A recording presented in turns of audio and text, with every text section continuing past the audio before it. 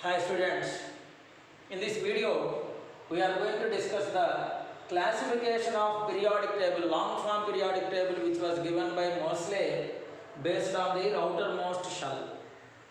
Means if you observe the electronic configuration of different kinds of the elements, mainly valency shell, why? Because the inner shell electrons does not participate in the reactions. They are always strongly attracted by the nucleus. Only valency electrons are participate in the chemical bonds. Now, based on this, we can understand that if it is the nucleus, electrons are revolving around the nucleus in different circular paths. The outermost shell is called valency shell. The shell before the valency shell is called penultimate shell. The shell that present before the penultimate shell is called anti-penultimate shell. Valency shell, penultimate shell, anti-penultimate shell. By observing the electronic configuration, we can say that some of the elements have their valency shell is completely filled, no gap in the orbitals of the valency shell of some atoms.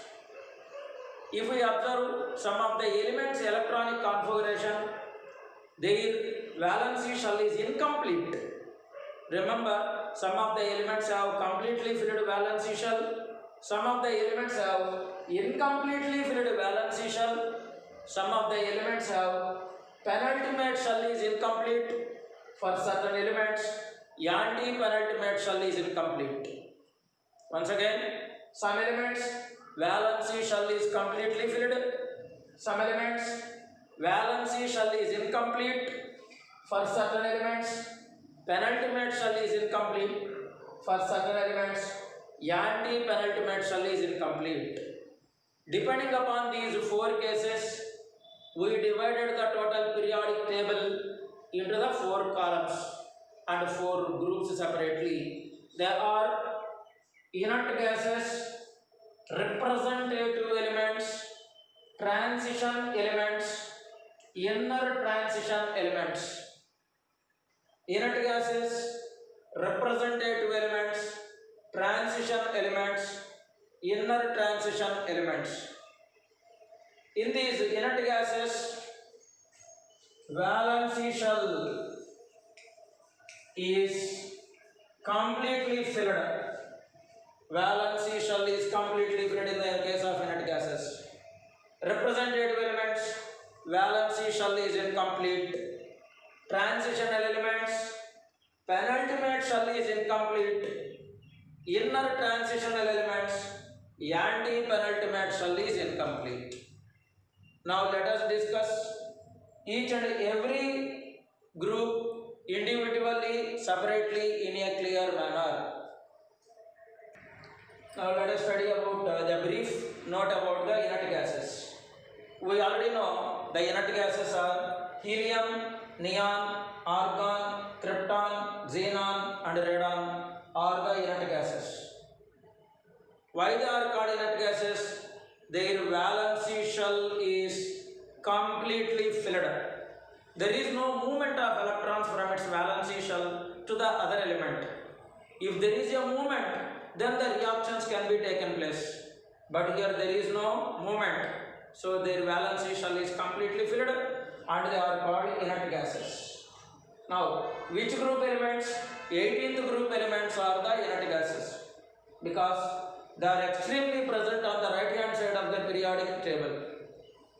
Their general electronic configuration is Ns2, Np6 except helium. If you observe the periodic table, every period ends with one inert gas.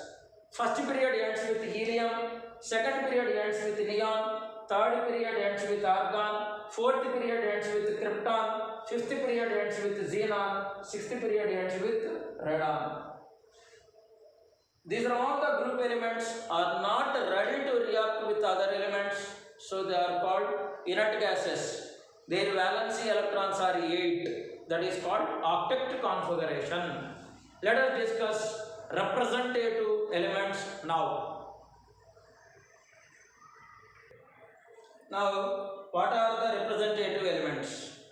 See, if the valency shell is completely filled, they are called inert gases. If the valency shell is incompletely filled, means some little bit gaps are there in the case of valency shell.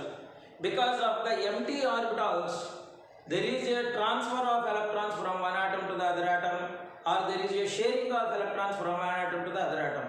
That means, not like inert gases, representative elements are ready to form in the reactions. They only form a innumerable number of compounds. So, in the daily life, representative elements, that is S block elements and P block elements, are placing a very important role. They are representing our life attitude. For that sake only the name representative elements came.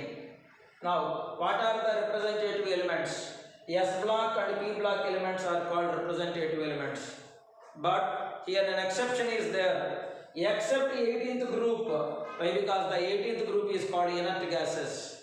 So, S, P block elements are nothing but representative elements.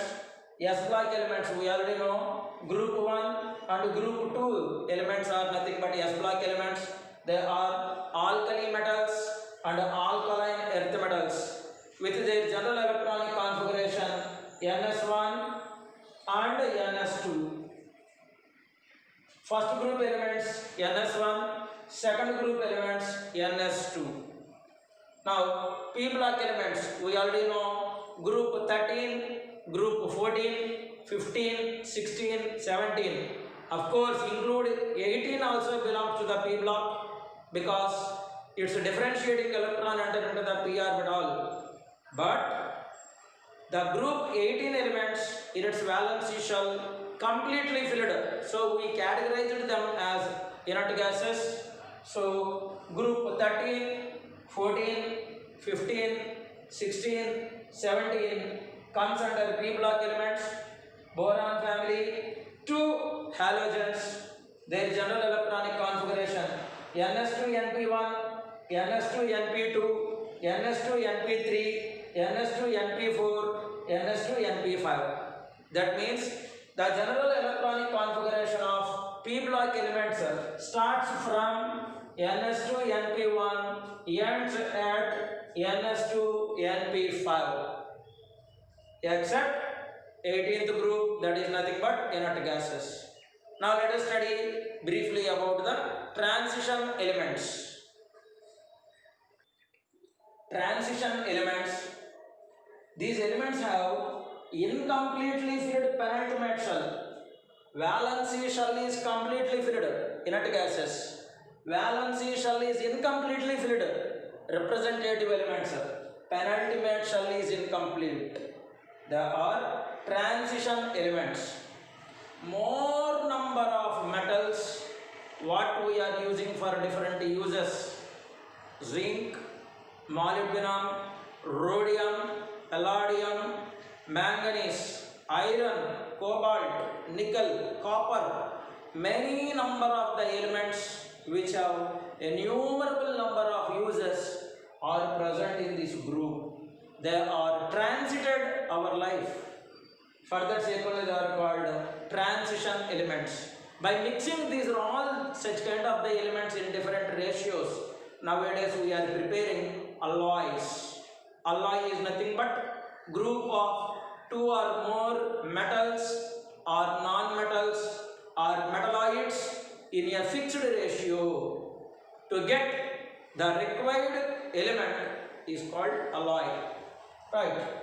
D block elements generally are called transition elements.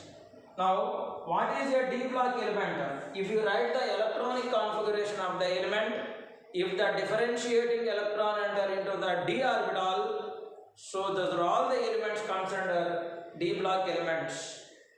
Group 13 to group 12 elements are called D block elements. These elements are also called bridge elements.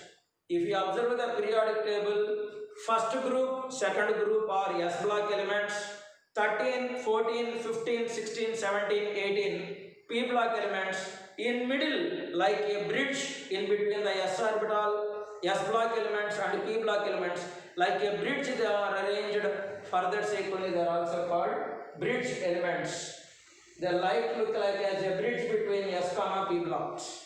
Now, finally, the general electronic configuration of these elements are n minus 1, d 1 to 10, and ns 1 to 2. This ns means after the s orbital only we can get the d orbital.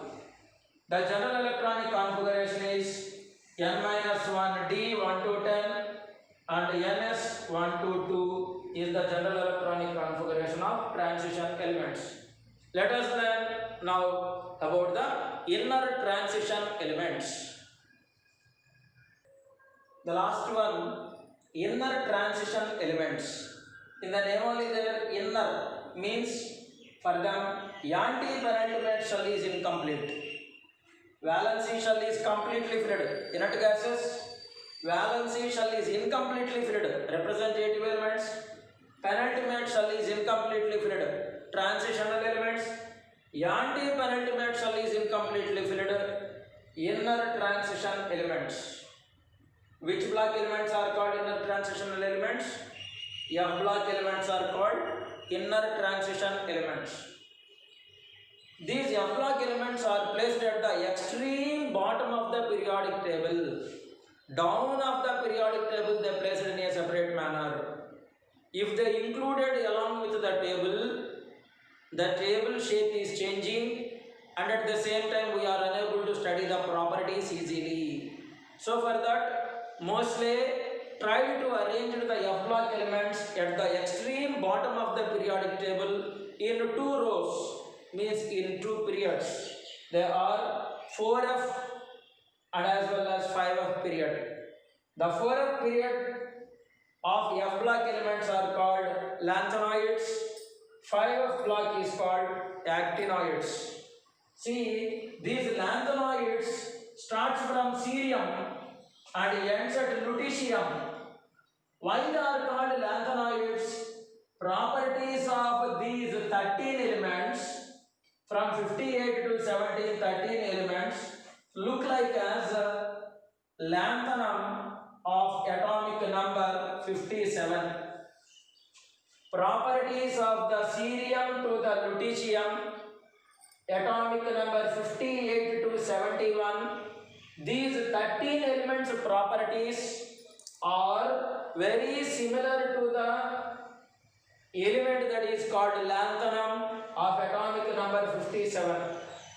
So these are all the elements including lanthanum is also called lanthanoids. So the total number of lanthanoids are 14. 4f block elements are called lanthanoids from cerium to lutetium. Now comes to 5f block elements. Those elements are from thorium atomic number 40 to the atomic number 108, that is called lawrencium. Properties of these elements are resembles with the actinium with the atomic number 89. So those group elements are called actinoids. That means F block elements which are placed at the extreme bottom of the periodic table is classified into 4f and 5f. 4f is called lanthanoids, 5f is called actinoids. Now, what is the general electronic configuration of F block elements is n minus 2, f 1 to 14, n minus 1, d 1 to 10, and ns2. Because f can accommodate 1 to 14 electrons, d orbital can accommodate 1 to 10 electrons, s orbital can accommodate only 2 electrons. That is, depending upon the valency shell, penultimate shell, anti-penultimate shell, totally periodic table is classified like this. Thank you.